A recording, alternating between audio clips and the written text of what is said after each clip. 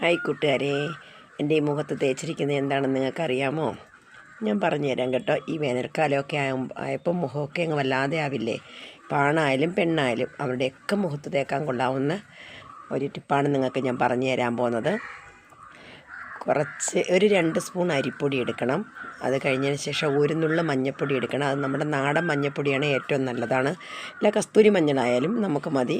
കസ്തൂരി മഞ്ഞൾ ഇപ്പോൾ എല്ലാ വീട്ടിലും കാണില്ലല്ലോ. അത് കഴിഞ്ഞെത്തിയിട്ട് ഈ അരിപ്പൊടി എന്ന് പറയുന്നത് നല്ല അപ്പത്തിന് അരച്ചെടുക്കുന്ന കണക്കുള്ള അരിപ്പൊടിയായിരിക്കണം. നല്ല ഭസ്മം പോലെ പൊടിഞ്ഞ പൊടിയായിരിക്കണം. അത് കഴിഞ്ഞിട്ട് നമ്മൾ അതിലേക്ക് കുറച്ച് ഗ്ലിസറിൻ ഒഴിക്കുക. അത് കഴിഞ്ഞതിന് ശേഷം കുറച്ച് റോസ് വാട്ടർ ഒഴിക്കണം. ഇതെല്ലാം കൂടെ നന്നായിട്ട് ഇളക്കണം. ഇളക്കി കഴിഞ്ഞതിന് ശേഷം നമ്മളിങ്ങനെ മുഖത്ത് ഇങ്ങനെ വെച്ച് തേച്ച് കൊടുക്കണം. കണ്ടോ, ഇങ്ങനെ വെച്ച് തേച്ച് കൊടുക്കണം നല്ല വൃത്തിക്ക്. ഇത് നമുക്ക് മുഖത്ത് എവിടെ വേണമെങ്കിലും തേക്കാം. കഴുത്തിൻ്റെ ഇവിടെ എല്ലാം നന്നായിട്ട് തേച്ച് കൊടുക്കണം. നമുക്ക് കണ്ണിൻ്റെ ഈ ഭാഗത്തൊക്കെ നമുക്ക് തേക്കാം. പക്ഷേ നല്ലതുപോലെ വെച്ച് ഉരയ്ക്കരുത്.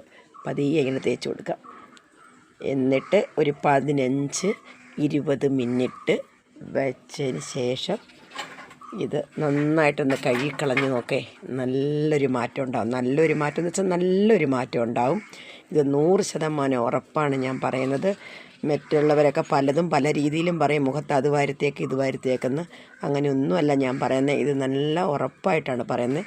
ഞാനിത് തേച്ച് റിസൾട്ട് അറിഞ്ഞതിന് ശേഷം മാത്രമാണ് നിങ്ങളോട് ഞാൻ പറയുന്നത്.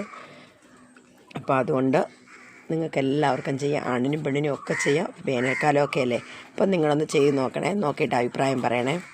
Okay, bye.